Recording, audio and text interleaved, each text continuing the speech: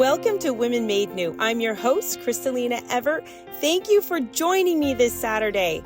So a couple of weeks ago, everyone, I went to the Denver Catholic Women's Conference. And I didn't go to speak. I actually went to attend, and Kathleen Beckman was there, and that's where I interviewed her. And if you want to listen to my interview, you can go check out past interviews or podcasts that I've done. And she's just amazing. And I wanted to go see her speak. And while I was there, I actually just went around and I talked to different women that were involved in the conference, that were attending.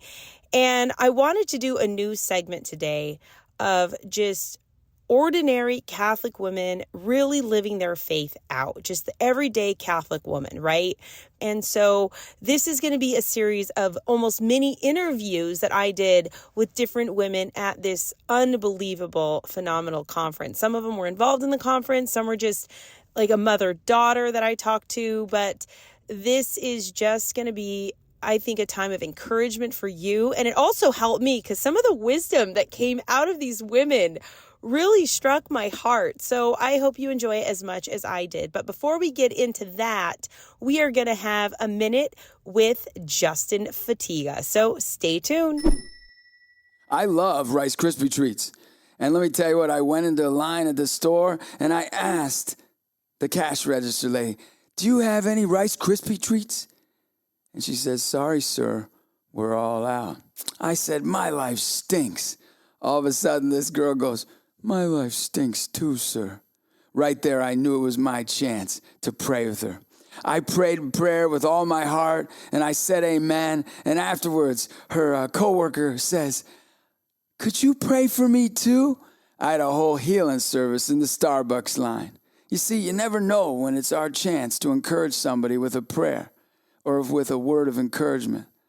Let's not be afraid to take a chance to pray with somebody when they most need it.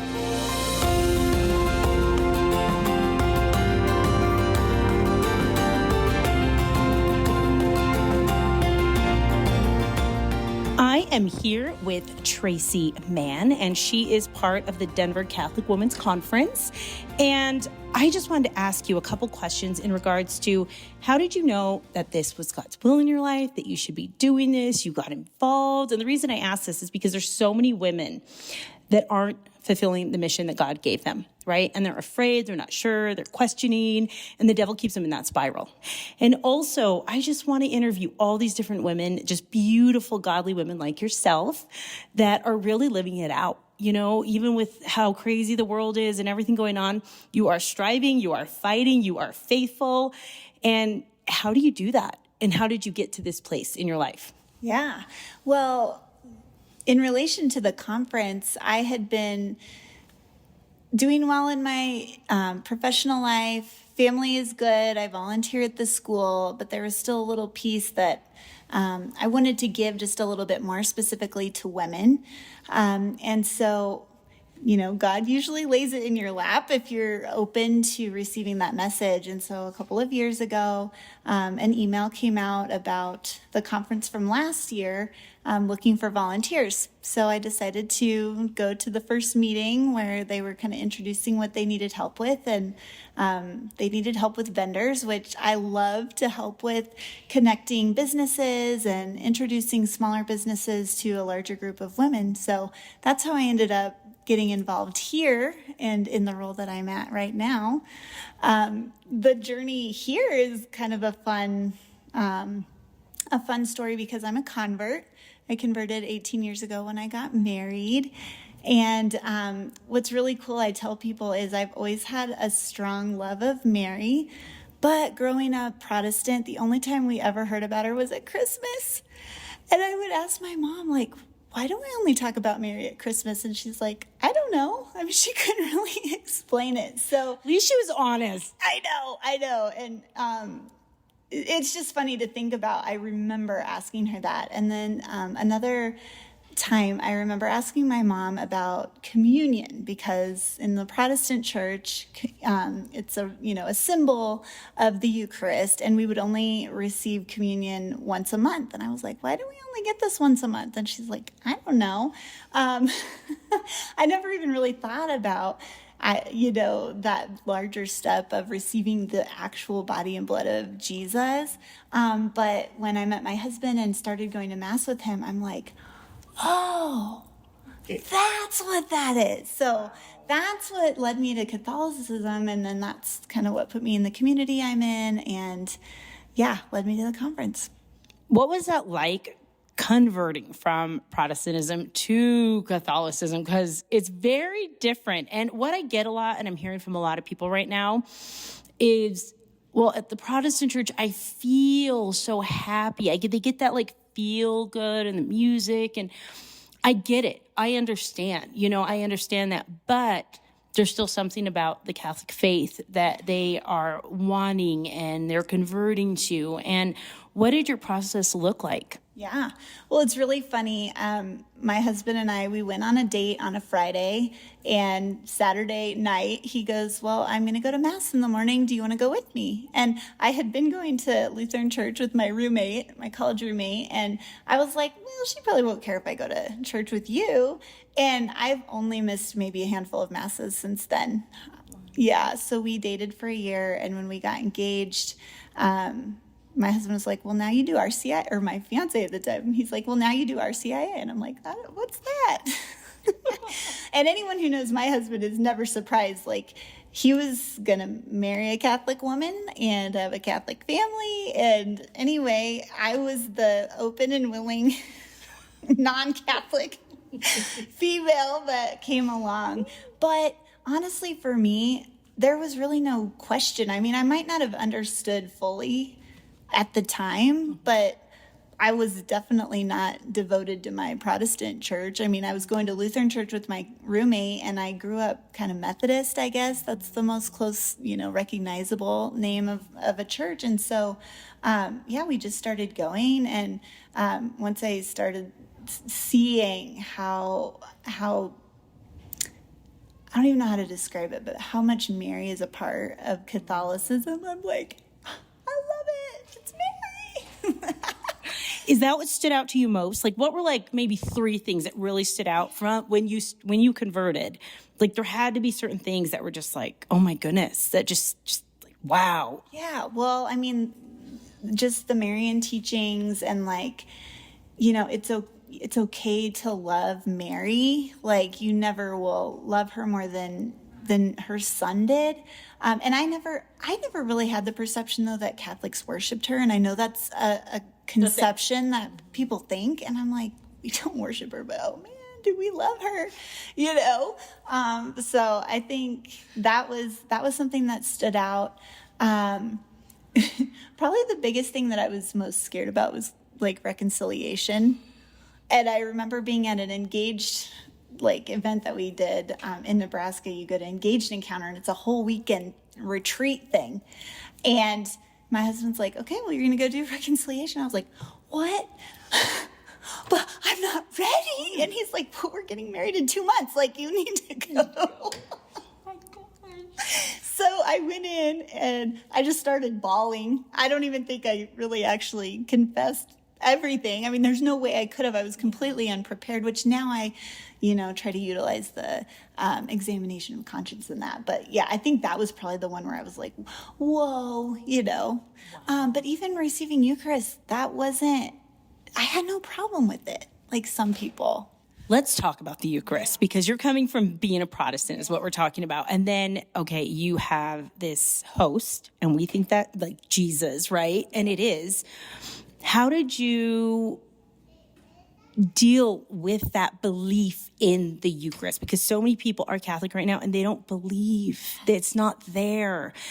But how did you kind of cross that threshold? It's a big one. It's a big leap. It's big. And I think, and I know this is hard for some people, and maybe I'm a little too naive or gullible or what, but I'm going through RCIA and I'm learning about just things about Jesus and being Christian that I never even really received, even as a Protestant faithful, loved going to church always.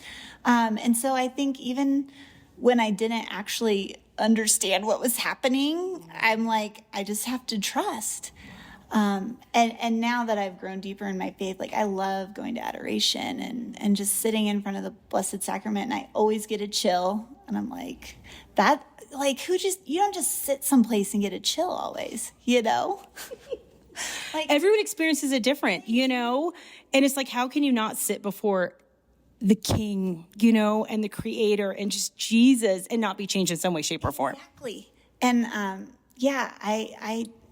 don't know even how long I'd been Catholic before I'd actually been to adoration, but I just remember the first time I went, I'm like, there's such peace. You don't really just find peace anywhere either, especially in our world right now.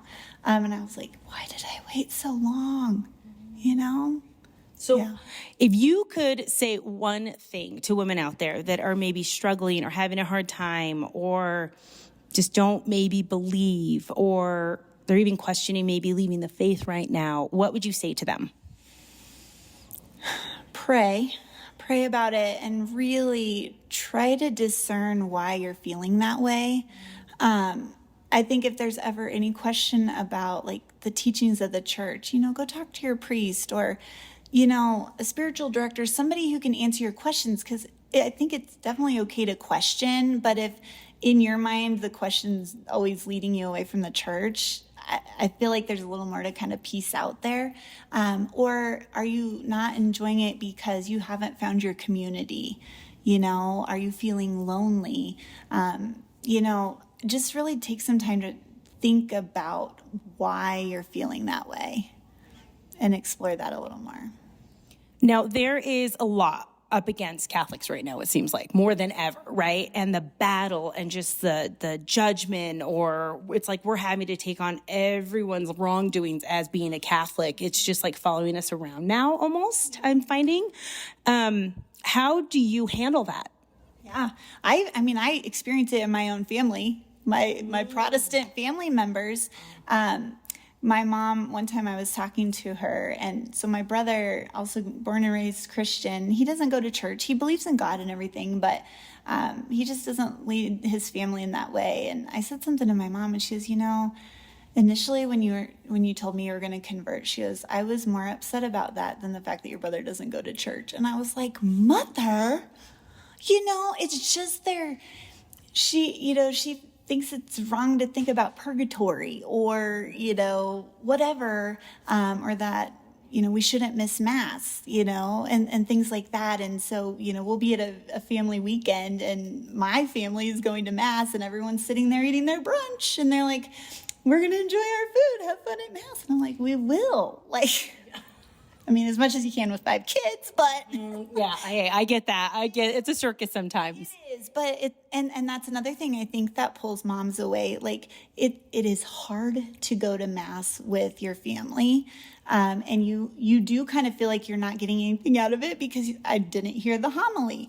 I heard none of the readings because I kept telling my kid to shush, but ultimately, God sees you there and you're there in the presence of Jesus, you're receiving the Eucharist. And honestly, you can go back and read the readings later, and so you're there and that's the first step, I love that you just said that because half the time, and when I had really little ones, I'm like, what was the what were the readings? And I didn't get anything. And then I kind of felt bad. And I'm like, I just would get frustrated. You get frustrated, but myself instead. I don't want to take my family, which is not the right thing to do. No.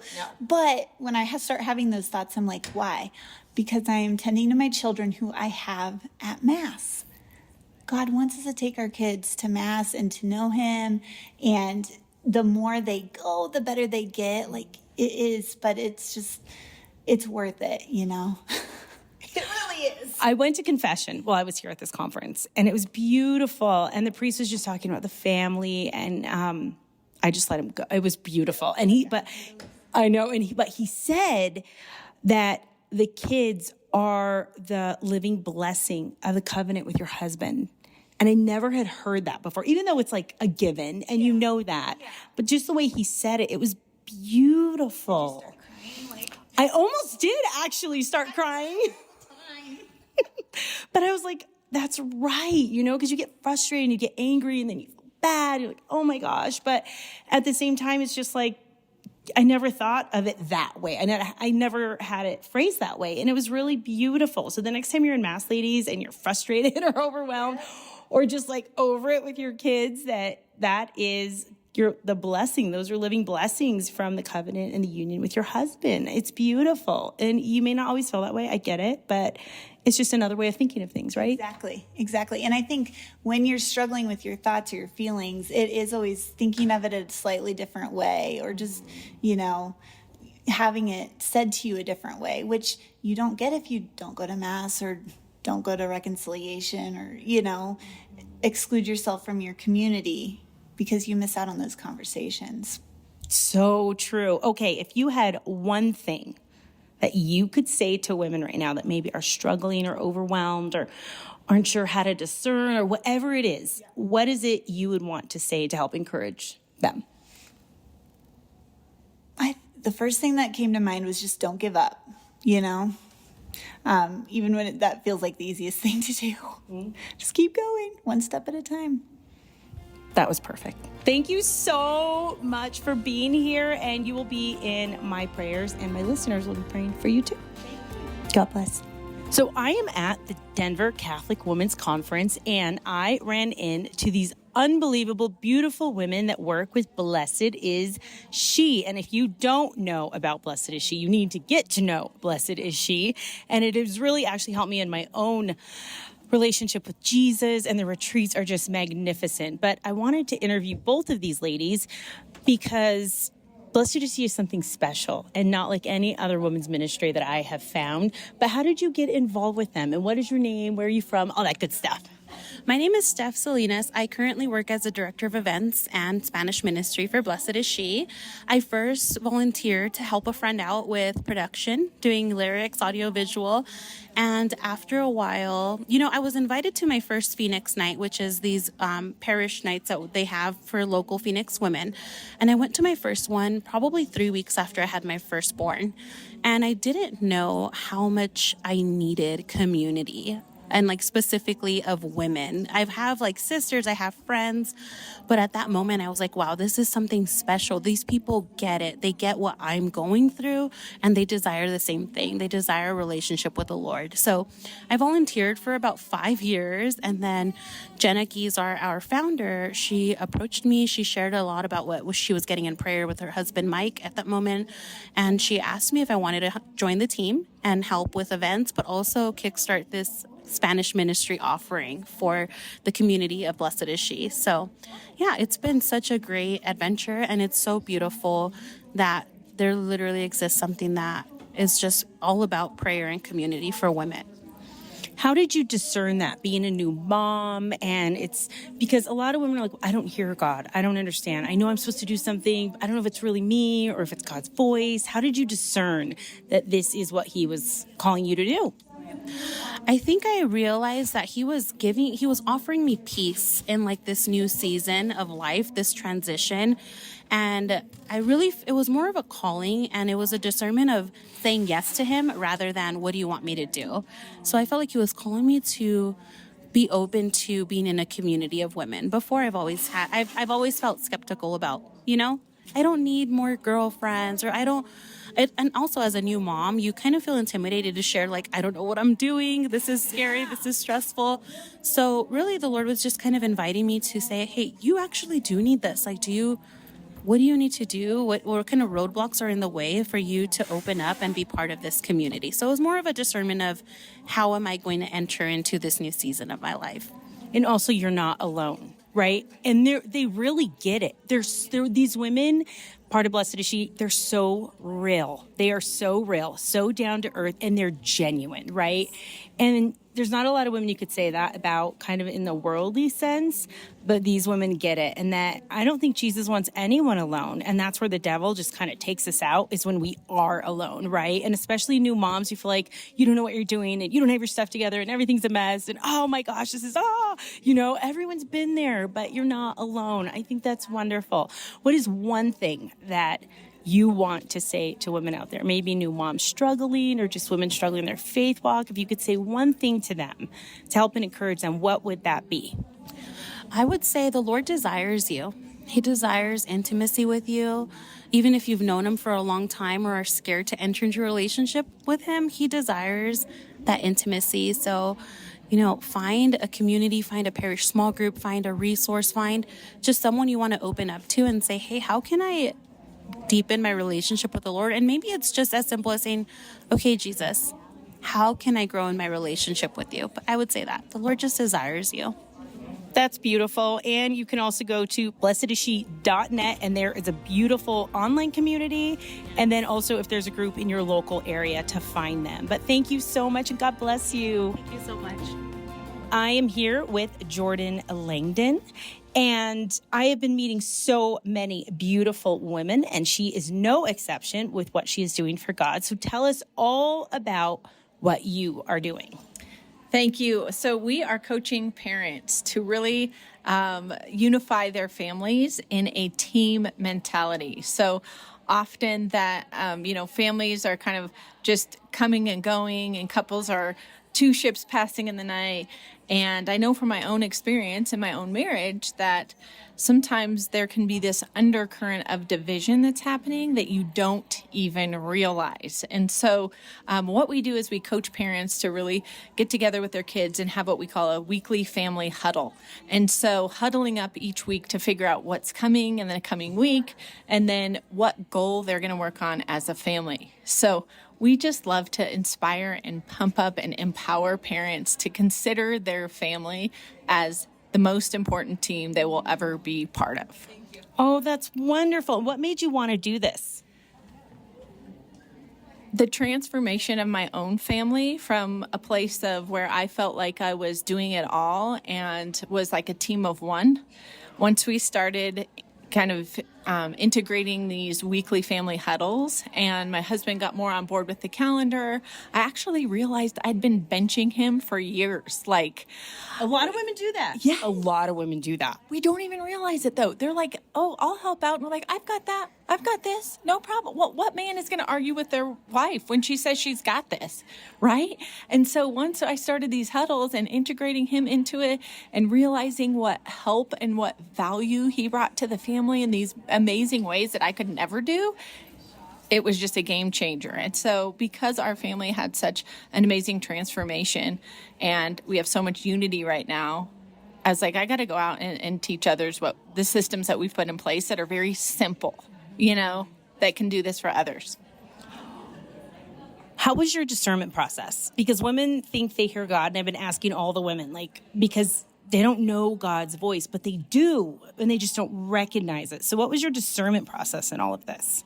So I had a private practice, and I had been feeling this nudge to shut it down. I worked in mental health as a clinical social worker, and I just felt like this sense that there was something more, and that my story and my own suffering was meant for something more than just for me.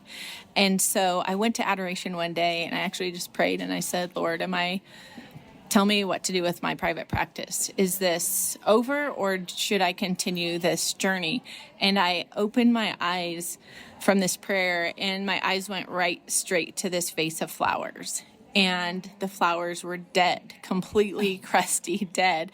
And I didn't hear this audible voice, but the message was, it is dead. Those 3 words. And so I was testing God. I was like, oh, this is funny. I'm going to look around the Adoration Chapel and all the flowers are going to be dead. And it's just because they're dead flowers. Somebody needs. And I looked around and there was these beautiful, vibrant, alive flowers everywhere, living flowers. And I was like, okay, that was what I needed. And so for me, I just surrendered. I was like, okay, I need to close the doors here. And I need to just trust that my story is enough. It's enough to transform other parents, other moms, and other married couples. And so I'm just going to go with it, which is totally against my personality type. But I've been going with it, and it's amazing. Did you feel like you came alive when you started doing this? At first, it was probably scary, and you're like, oh my gosh, I'm really doing this. Is this really happening? Am I doing this? Did I really hear God? I'm sure you went through all of that, but you just kept going, right? And you had that courage that God gives you, and the grace is always sufficient. But how did you go about that? I've never felt more fully alive. Like I feel integrated in a way that I never felt before. You know, I had all the professional training and licensure to be a counselor, and it never did feel like this feels. And so I think, you know, a lot of people go through different iterations of their professions. And then once you just say, God, like, what do you want me to do? And then you say yes to that, that's your, you know, you give him your fiat. It's like, oh, you are going to provide. I don't know how this is all working out, but you're going to do it. And you just walk in faith in that journey. And that's how it's been for me for the last 4 years. 4 years. Wow. Yes. So that's the thing. So you stepped into what God was calling you to be and who he created you to be, right? Because I really believe 90% of women are not living out of who God created them to be, you know, and they don't even know who that is, and they're confused and they think it's this or that, and they're just not fulfilled. Yes. But when you actually go to Jesus, right? Yes. And you're Eucharistic and you go to the King and you kneel at his feet and you're just like, what do you want of me? Yes. And get yourself out of the way, right? He changes things. He changes your life, right? Totally. And he can. It's true. It happens, ladies. It's real. Yeah. It does happen. So go to adoration. Be Eucharistic. It is major. It will change your life. It will change the course of your life. And it's transformed me as a woman, how Eucharistic I've become. And even in my conversion, it just transformed me. So it can transform you too out there listening. So do not be afraid. If you had one thing that you wanted to convey to women, you know, one thing you wanted to say to them, what would that be? What's on my heart right in this moment is to look back at your childhood. Look back at yourself as a little girl and maybe even ask your parents or your siblings, like, what did you notice about me that was consistent? Oftentimes, because we're so innocent when we're young and we're just being us and we're not clouded with all this, you know, comparison and the world and all that, going back to say, like, what are things I like to do now that I loved as a child? That's where I think you can find that intersection of what God has gifted you with and what you're meant to do today. You know, I look back and I was constantly in people's conversations on the playground. Like the bell would ring and they'd be like, Jordan, come on, hello. And I'm like, but so-and-so is talking about this. And people used to say, Jordan, you're nosy. And it was like, no, I really care. I need to hear what's going on because I have a heart for that. And so I knew I was going to be a listener and a caretaker and like this social worker way back then. But look back at yourself as a young woman, you know, as a young girl and say, what gifts did God give me that are still in me today that might just be covered up, but I need to explore and like walk into? Awesome. That is so good. Excellent advice. Thank you so much in everything that you do. God bless you. Thank you, Christina. God bless you.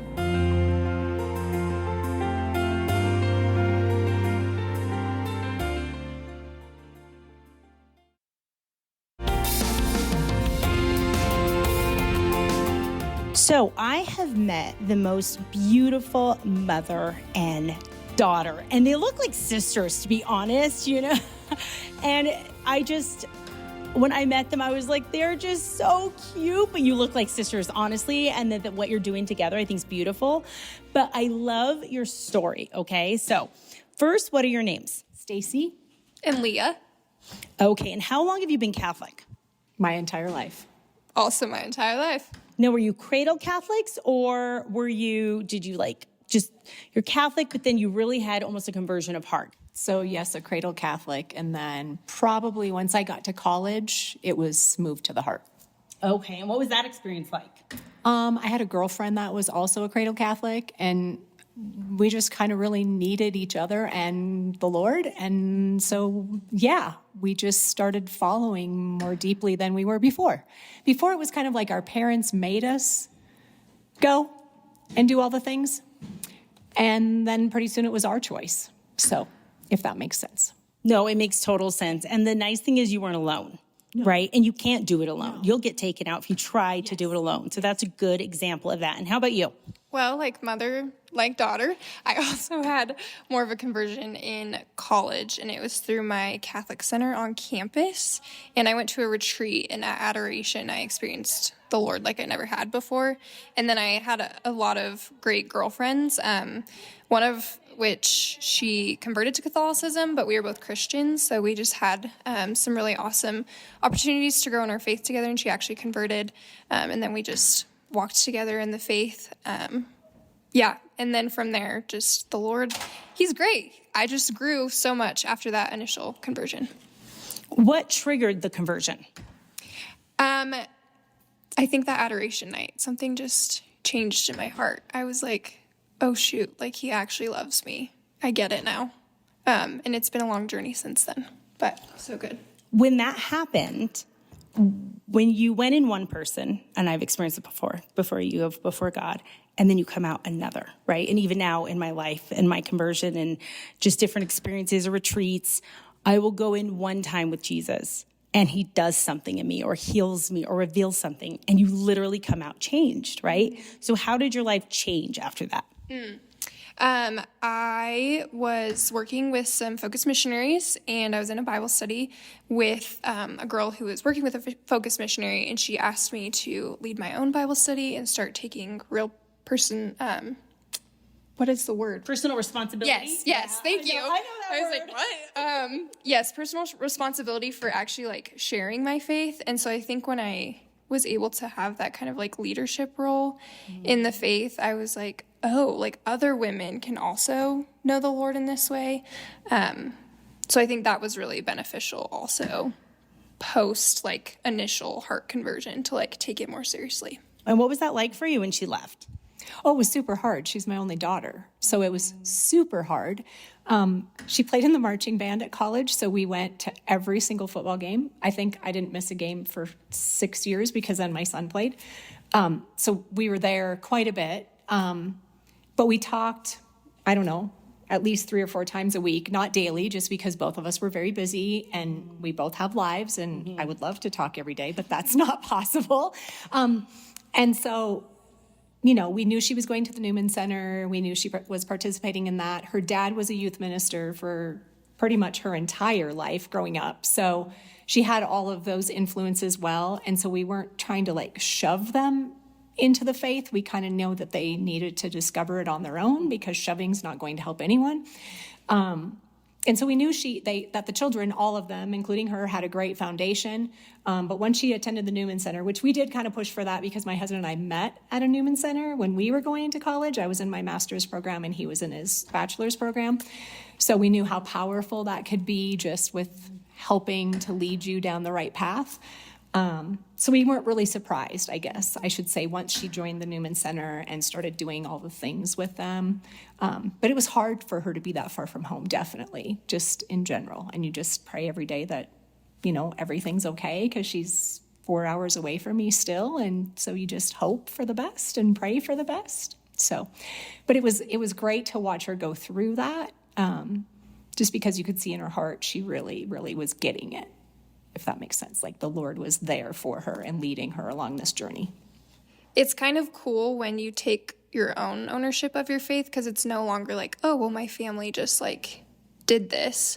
So the experiences I was having, I was able to talk with my parents about and like form my own opinions about the faith. And like now me and my dad sometimes have like theological debates and discussions about things because we both have our own experience. So I'm really thankful that my family raised me with such a good foundation.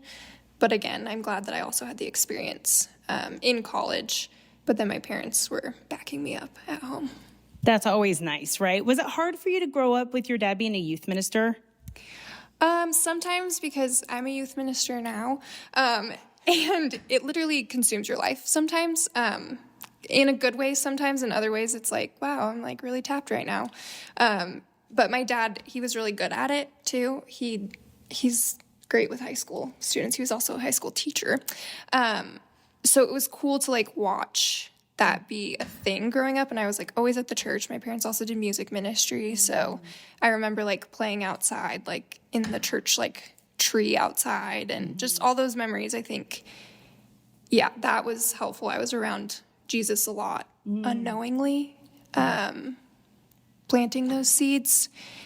But yeah, I mean, he obviously was gone weekends and on retreats and stuff. So it was a sacrifice, I think, for our family, for him to do that.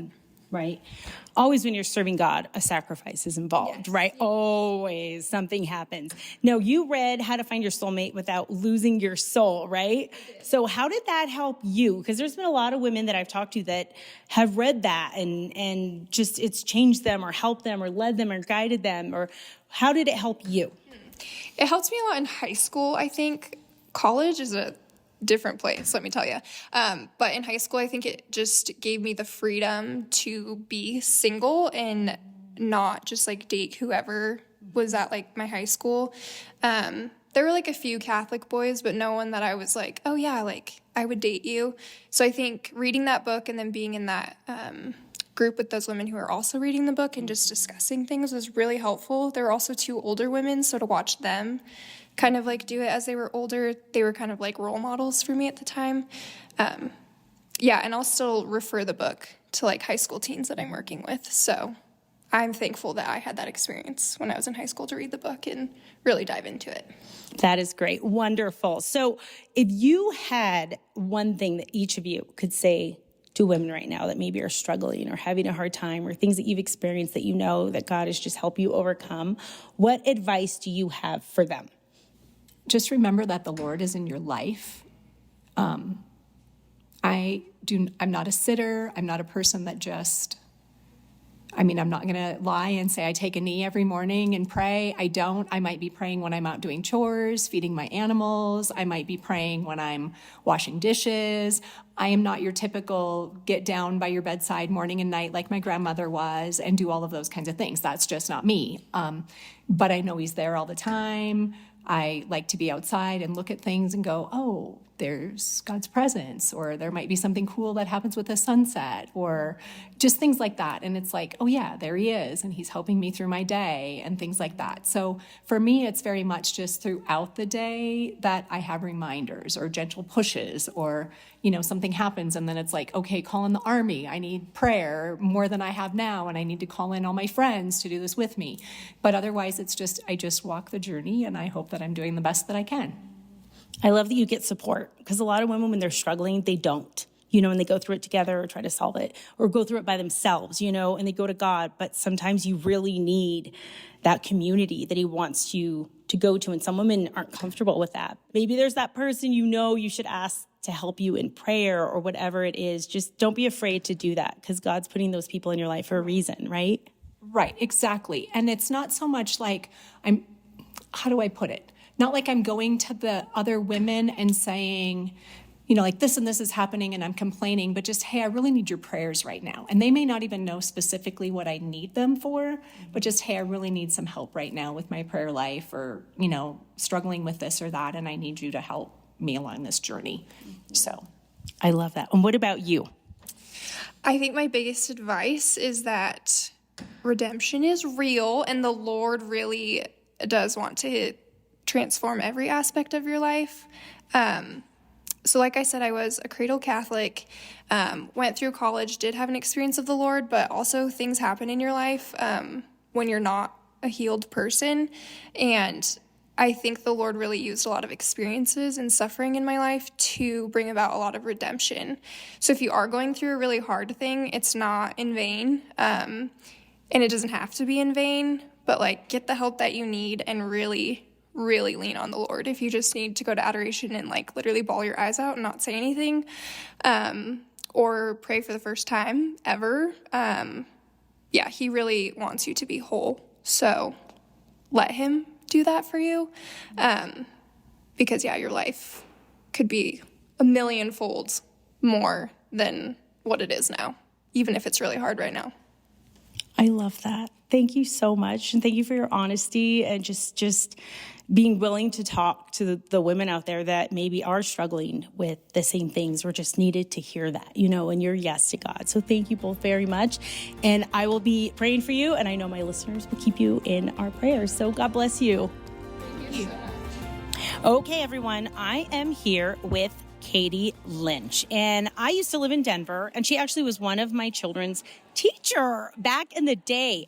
But I actually just bumped into her at this conference, and she is doing amazing things. And I'm always talking to you about doing great things for God and stepping into whatever God created you to be and what your mission is and what you're supposed to be doing for him. And she is a perfect example of that and living that out. So, Katie, tell me your story.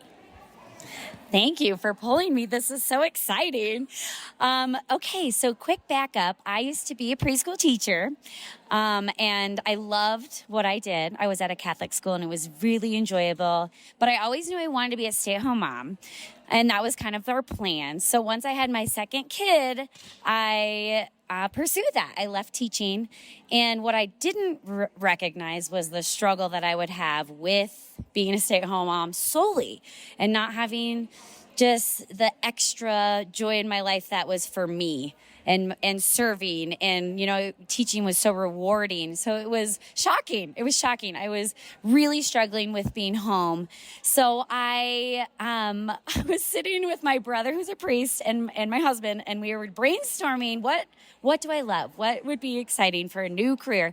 So we came up with the fact that I love shopping, which was ridiculous in itself, and what we could do with that. So long story short, fast forward, I decided, okay, I really want to curate fashion and clothes for women that bring joy and make them feel beautiful and feminine, but yet are modest and stylish all in one. So I jumped right in. I was so pregnant, and perfect timing, right? To have a baby and start a boutique. I just went for it. I felt guided by the Lord that this is what I need to do. And not only that with the clothing, but it was also my Bring Joy mission that I have. And I love to bring back to the community. So I partnered with Marisol Homes and Marisol Health, and I give brand new clothes to the women of these women that are struggling with homelessness, struggling or in need, and I give new clothes to them to give them dignity. So here we are, 5 years later. I love it. I absolutely love it. And this is such a beautiful example, everyone, of just, you don't know what you're supposed to be doing. You're not sure. You know what you're doing isn't quite it, right? Even though you were a mom and a stay-at-home mom and you were living out your vocation beautifully, right? But you just knew there was something that God was calling you to, right? And who knew it would be clothes and helping women and women that needed help just in that regard that maybe couldn't even afford this kind of fashion and this high quality. It's beautiful what you're doing here. And I see the women here even at this conference love it. They love it. I love it. Anyway, so with that being said, I want to know your discernment process, though, because women out there do feel like there is something more, but they're kind of scared. They aren't sure it's of God, and you kind of just jumped into it. And if you could see her, you would just know, like, she's absolutely living out God's will. She's so joyful and happy. And you know where you meet those people where it's just like they've got that essence in them, and they've just got that just holiness and joy and just something, right? And she definitely has that. And so she's doing God's will here, but how did you discern that? That's the hard part, right? Absolutely. That's the hard part. That process was really, really a challenge. I obviously was at a point where I knew something needed to change. I knew I needed this extra part of my life where I could still be a mom. I could still be home and fulfill that mission of motherhood. And then I loved that, but also finding something that was doing his work. And so, the process wasn't clear. Like I really had wanted a lightning bolt clarity moment that I've had for a couple things in my life and with schools and with moving, but I wasn't sure. So I really honestly took a year of building this business and just jumping in, because it wasn't clear that this is what I was supposed to do, but it was clear that I felt good about it. And I felt like that was God working through me, saying like, okay, just trust in this process. Trust me. This is going to be okay. It didn't feel bad. It didn't feel wrong. It felt good. It was scary. It was so scary. I really didn't want to fail. I didn't want to feel like I was going to throw myself into this and commit to Marisol and all these things and fail at it. And honestly, looking back 5 years, it was the greatest leap of faith I could have taken. It brought me, I'm interacting with so many faithful women daily, whether it's through social media or these events, and it's just transforming my own faith journey that I never would have ever gotten here without taking that leap of faith.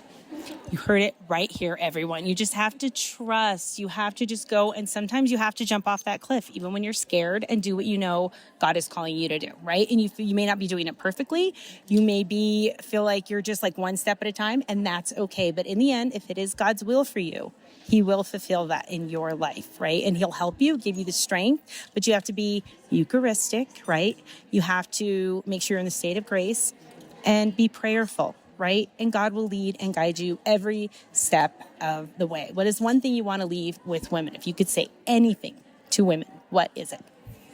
I would just say, love who you are. Love the way God made you, the body that you have, and then dress yourself with pride and honor and dignity, and really feel beautiful in that. Be feminine and love who God made you. Thank you so much. God bless you. You'll be in our prayers. Okay, I am here with another beautiful woman from Blessed Is She. And tell us your story and why you work with Blessed Is She. What called you to do that? I started attending Blessed Is She as I'm still a young adult, but in my early 20s, just as a way to be able to connect with my other girlfriends, my other Catholic girlfriends, find community, other like-minded women. And because I have so many friends that work at Blessed Is She as well, I was able to get involved with the Spanish community. So Blessed Is She recently started with Proclama Mi Alma, which is Blessed Is She, right? So I was able to get involved with the Proclama Mi Alma podcast. And so it's really where we talk about our faith living up in our culture, right, as Latina women, and how different that is. And so what our experiences were as cradle Catholics or converts growing up in a Latina household, and how we practice our faith now. How did you decide, like, this is what God's calling me to? Well, I think that when the Lord calls you to something, there's an immense amount of freedom and joy.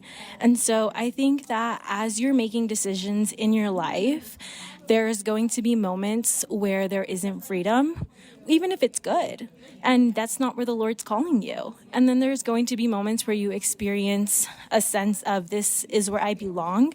And there is an overflowing of yourself. And I think that when you start experiencing the freedom and the overflowing of yourself, this is exactly what the Lord created me to do, right? Because this is where this is where the most fruit is. Right? And that's what the Lord wants for us. And so just making the decision of where am I experiencing the most freedom? And I experience the most freedom when I can get to talk about how the Lord has changed my life, because I really want other women to experience that same kind of freedom and that same to live in a life where they can also overflow. I think even as women, right, we're doers and we want to keep doing, we're nurturers, right? We want to nurture everything around us except for ourselves. And so we forget to experience the overflowing, right, of the Lord nurturing us in the freedom. And so, yeah, just hearing His voice in the way of freedom, I would say. That was so profound and the best explanation of just, where God wants you. That was beautiful. That's awesome what you're doing. If you have one thing that you want to say to women to help them or encourage them, what is it? I would definitely say that going back to, as women, we are nurturers and we love to do. I think that there are so many times where we don't allow ourselves to be loved as daughters because we only see ourselves as like sisters or friends or mothers. And we forget that our ultimate identity is we're daughters of Christ. And a daughter, right, gets a lot of the times gets her way with her dad. And our dad loves us, right? Our father loves us, and there's nothing we can do where he won't ever stop calling us princess. And so I think it's the simple of, I think St. Teresa of Lisieux said it best, but she was like looking for the easiest way to heaven, right? And she was like, what's the ladder to get me like up to heaven? And she said, my ladder is just raising my arms up. I just need to be a child. And maybe that's the easiest way. Like maybe I don't need to climb a mountain or, do something extreme. Sometimes I just need to say Abba Father. And so that's the way we get fed, right? We ask our Father to feed us, but we have to bring our arms up, right? Extend your arms up to your Father. Oh, that is beautiful. Thank you so much for everything you do. And again, ladies, go to blessedisshe.net. God bless you. Okay, everyone, I am still here at this conference, and I ran into Ruben, and he had such a great story for me. So I'll let him tell you the story, and then I have a couple questions for a dad of 6, correct? Yes. Awesome. So tell everybody what you told me. It was great.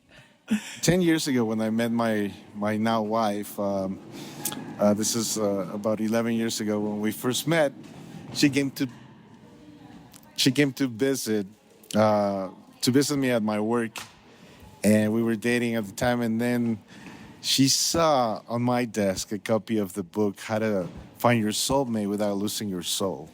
And she told me years later that it was then that she knew that was the man that she was going to marry. And, it is so awesome that because of that little book that was there, God opened a path for a beautiful life. And now we're just happily living together, and we're just so blessed. And like I said, thankful to God and to Jason and Crystalina for the work that they have done all these years.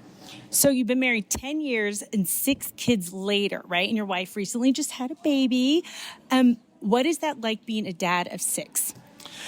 I always tell other people that I tell them I have 6 kids, and the first reaction is like, "Are you crazy? Why do you have so many kids?" And then my response is always like, "I have so many kids because God loves me that much, because every single kid that we have, it brings so much value, not to us as parents, but to everybody around the kids, like in school, with their cousins, with all the people that they're involved. They bring so much value."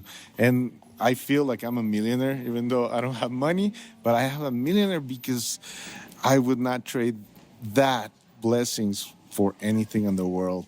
And so I always tell people, if you really want to leave a legacy to the world, have kids and give them good foundation, give them good morals, teach them ethics.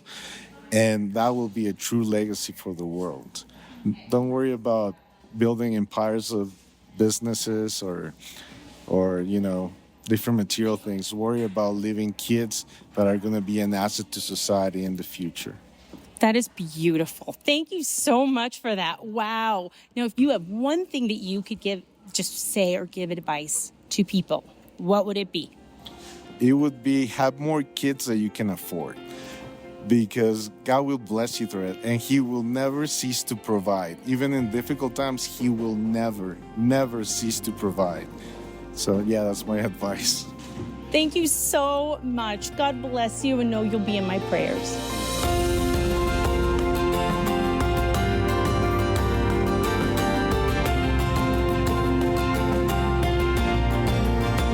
I want to thank my guests again for their courage and their openness and their honesty, and just for being so real.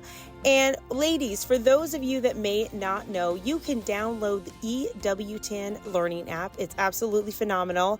And do the new EWTN online free learning series, Women Made New. So if you have the book, that is great. But the next step further is actually doing the learning series, and you can download the digital study guide that is there. But if you want to start over, you want to go deeper in your faith and in your life and just things in the past that maybe you just haven't dealt with, go to EWTN.com/Women Made New. Don't forget, today is Saturday. Go to confession. There is nothing more important than being right with God. God bless you, and I'll see you next week.